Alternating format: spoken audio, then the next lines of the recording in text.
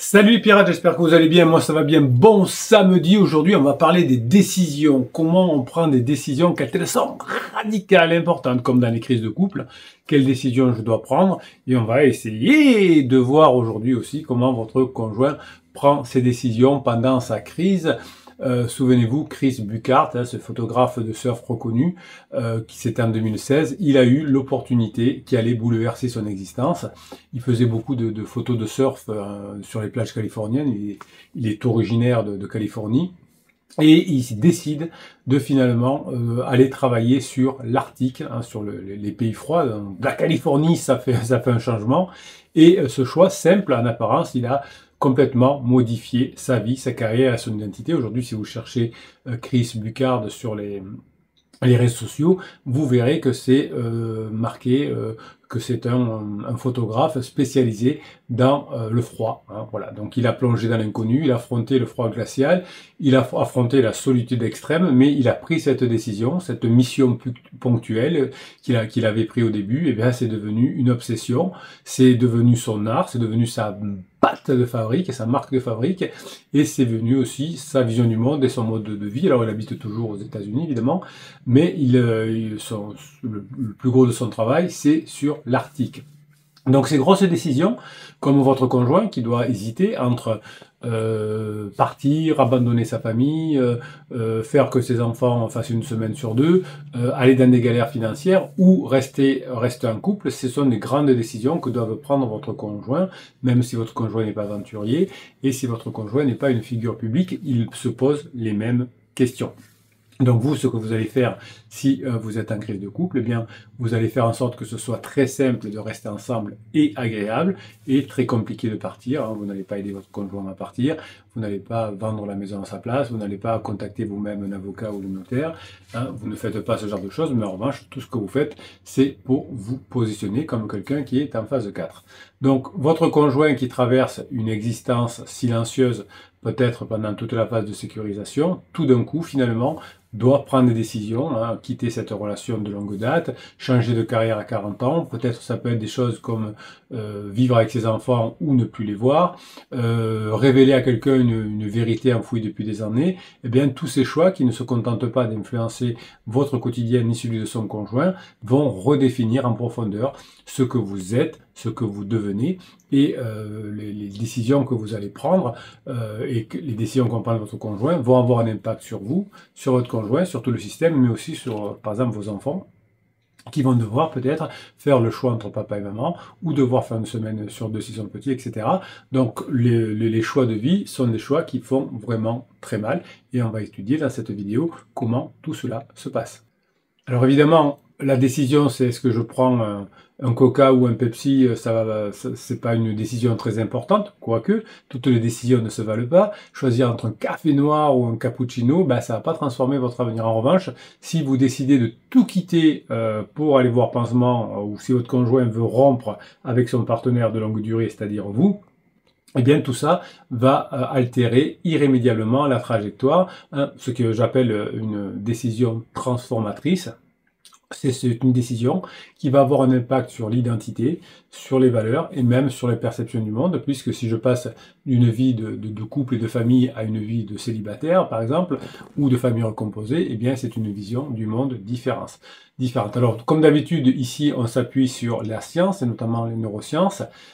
C'est les choix que l'on va prendre pour transformer notre vie vont activer des zones profondes de votre cerveau, le cortex préfrontal, bien sûr, qui est impliqué dans la planification et la gestion des risques, mais aussi le système des émotions. C'est la bagarre, finalement, entre les émotions qui se déclenchent beaucoup pendant la crise existentielle, et la bagarre entre le système émotionnel amygdalien et le préfrontal vont entraîner, chez votre conjoint surtout, un conflit interne entre le désir de stabilité et l'aspiration au changement. Donc vous étiez pas encore peut-être dans ce choix-là, vous étiez encore dans votre désir de stabilité de phase 2, et vous vous opposez à votre conjoint veut un changement. Donc l'idée, c'est de trouver le compromis. Un changement, oui, on sort de la phase 2, Mais une séparation, non, on passe en phase 4. C'est tout le débat du travail que vous faites à travers les formations, à travers le coaching, pour comprendre ce phénomène de phase 2, de phase 4, de dynamique de couple, qui vont vous permettre, grâce au travail sur vous, à comprendre ces phénomènes et à changer pour avoir maintenant le bon comportement nécessaire pour la phase 4. Souvent, quand on cherche à changer, on veut contrôler les choses. Donc, votre conjoint veut changer au moment de sa crise existentielle parce qu'il veut contrôler son existence. Je veux pas vieillir, par exemple. Donc, finalement, ce que vous devez savoir, ce sont les choix les plus incertains qui vont vous construire. Donc là, vous êtes dans une période très incertaine de votre couple, la phase d'exploration, mais c'est ce qui va construire votre avenir.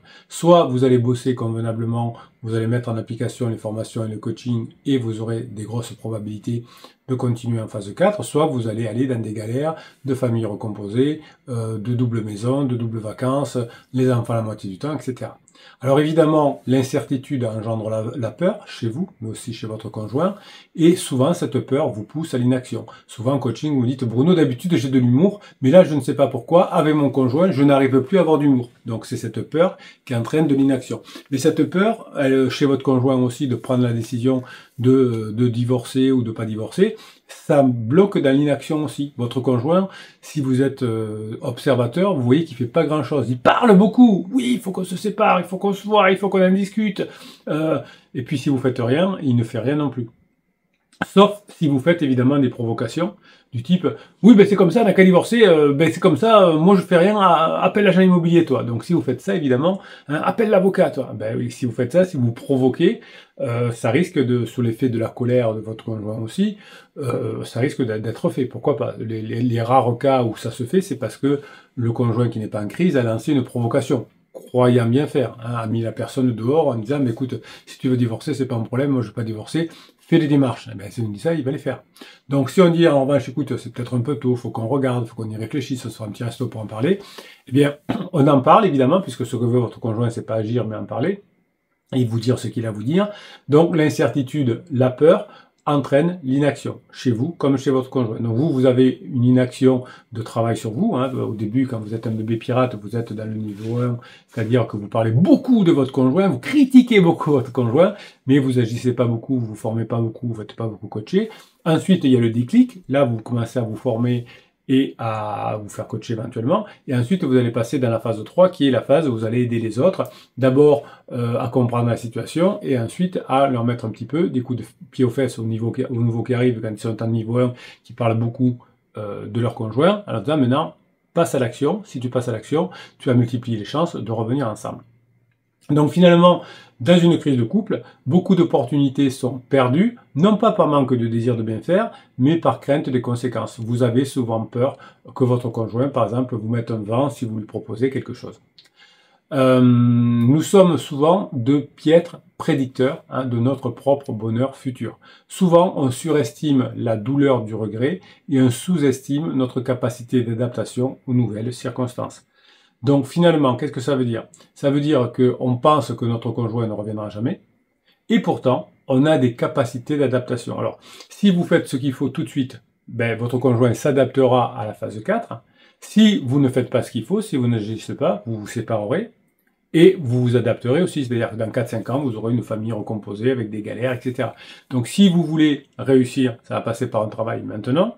Si vous voulez pas faire un travail maintenant, bah, après la séparation, il faudra quand même que vous fassiez un travail où vous aurez de nouveaux problèmes à réagir. Si vous voulez pas gérer les problèmes aujourd'hui, c'est-à-dire passer de la phase 2 à la phase 4, vous aurez d'autres problèmes à gérer plus tard, notamment la séparation, le psy chez les enfants, etc. Donc c'est vous qui décidez quels sont les problèmes que vous allez gérer. Vous aurez de toute façon des problèmes. Comme le capitaine, il a des problèmes à gérer. Hein. Il doit trouver des solutions pour vous faciliter la vie, pour que vous restiez en couple. Donc ça, c'est mes problèmes à moi, que j'ai choisi. J'ai choisi d'avoir des problèmes, de me casser la tête, de me réveiller la nuit, dire quel est le conseil que je peux donner à ce pirate.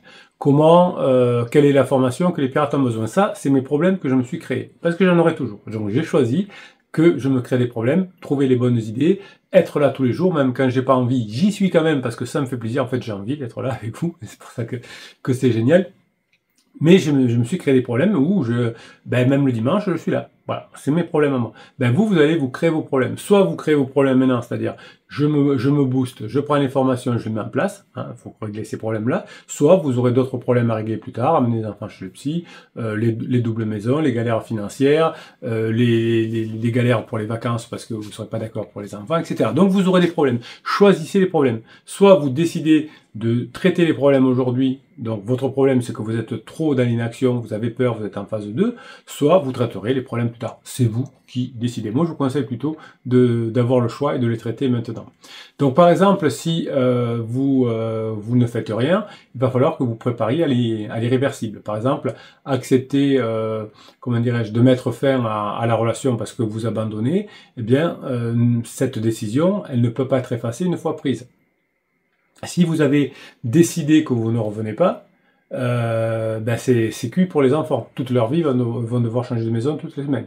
Donc ça, il y a des choses qui sont irrévocables. Et souvent, quand on prend des décisions de vie, on n'a pas que nous qui sommes implantés. Votre conjoint décide de prendre un pansement, ça impacte sa vie, ça impacte la vie de pansement, la famille de pansement, votre famille, vos enfants, etc. Donc tout a un impact et faut voir ce qu'on va faire.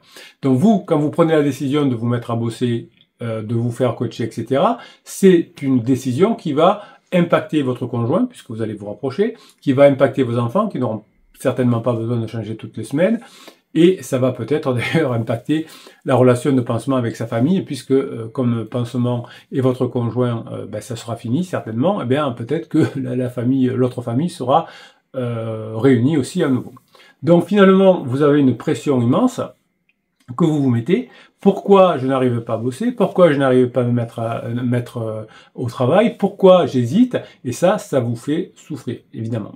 Donc les chercheurs de l'Institut Max Planck ont travaillé sur 5 dimensions majeures qui vont caractériser les décisions transformatrices qu'on va prendre. Il y a des signaux contradictoires, hein, lorsque des valeurs opposées entrent en conflit. Je dois me mettre au travail, mais j'hésite à dépenser de l'argent pour acheter les formations. Ça, c'est un conflit qui va vous faire souffrir. Vous devez faire quelque chose, mais vous hésitez à le faire. C'est des signaux contradictoires. Ça bloque le changement. Ça bloque les retrouvailles. Le changement de soi, c'est une transformation profonde de notre identité. C'est une deuxième dimension majeure des décisions transformatrices. Il faut que j'accepte de changer. Donc, signaux contradictoires, il faut que j'accepte de me former et d'investir financièrement et en temps dans là-dedans. Il faut que j'accepte le changement de soi. Il faut que j'accepte l'incertitude expérimentale, c'est-à-dire l'impossibilité de prédire avec exactitude comment nous allons vivre la décision, c'est-à-dire qu'à partir du moment où je vais me mettre à travailler, à partir de combien de temps on va revenir ensemble, souvent vous me dites, quand vous êtes au niveau 1, quand vous êtes un bébé pirate, capitaine, ça dure combien de temps la crise de mon conjoint? Ben je vous réponds. Si vous me dites combien de temps dure une vie. Voilà, on ne peut pas savoir. Donc on apprend dans les décisions transformatrices à gérer l'incertitude. On ne peut pas savoir. Voilà. Le temps, on ne peut pas savoir. On ne peut pas connaître le futur. On peut le programmer de façon probabiliste, c'est-à-dire que plus vous allez bosser, plus vous allez mettre en application, plus la crise sera courte. Hein. Probabilistiquement, plus vous allez faire ce qu'il faut, plus vous aurez de pourcentage d'y arriver rapidement. C'est comme tout. Hein. Si je bosse beaucoup le bac, ben, j'aurai plus de chances d'avoir le bac que si je ne bosse pas. Si je me la donne à fond jusqu'au bac plus 5, eh ben, j'aurai la chance d'avoir un bac plus 5 et pas un bac plus 2. Donc, vous avez des signaux contradictoires. Oui, faut bosser, vous trouvez ça injuste. Faut changer. Faut accepter l'incertitude. Faut accepter l'irréversibilité, hein, la difficulté à revenir en arrière une fois le choix effectué. Vous ne pourrez plus revenir en phase 2, en phase de sécurisation. Mais vous n'avez que deux choix. Soit vous passez en phase de 4 par votre travail, soit ben, vous vous séparez. Hein, vous avez plein de personnes autour de vous qui se sont séparées alors qu'ils étaient ensemble depuis des 5, 10, 15, 20 ans. C'est pas vous que je vais l'apprendre. Donc c'est un choix finalement. Soit on a le choix de passer en phase de 4, soit on a le choix de ne pas bosser. Mais de toute façon, ce sera irréversible. On sortira de la phase 2 quoi qu'il arrive. Et le cinquième point, c'est la notion de risque. Donc les pertes potentielles en matière de sécurité, de statut, et de finances. Donc si je bosse pas, si je n'investis pas sur moi, si je n'investis pas en temps et en argent sur moi, et bien ensuite je vais avoir des pertes en matière de sécurité. Donc, ben, il y aura plus, on sera plus une famille sur laquelle on pourra compter. Si les enfants sont malades, on sera deux à les soigner. Ben non, on pourra plus parce qu'on sera séparés. Si moi je suis malade, ben je me débrouillerai tout seul parce que j'aurai plus mon époux, mon épouse qui pourra m'aider et moi aider mon époux, mon épouse si elle est malade. Une perte de statut, hein, on va passer d'une famille à de familles recomposées un peu bancales. Évidemment, des finances qui seront dégradées puisque quand on passe on va dire d'une famille qui gagne, on va dire n'importe quoi, 5 000 € par mois, avec une maison, une voiture, ça permet de partir en vacances, etc. Quand on a 2 fois 2 500 € avec 2 voitures, 2 appartements, double vacances, etc., ça le fait pas, ça passe pas. On en est beaucoup moins heureux. Donc voilà, ça aura une conséquence financière. Votre non-investissement sur vous aura aussi un problème financier. Donc, je répète, quand vous devez prendre une décision, vous allez devoir faire face à des signaux contradictoires, à une nécessité de changement de soi, à vous confronter à l'incertitude, combien de temps ça va durer, au côté irréversible, il faut que j'accepte de ne plus être en phase 2, et le risque que si je ne m'y mets pas, ben je vais devoir ensuite galérer au niveau sécurité, au niveau statut et au niveau finance. Donc ça fait peur.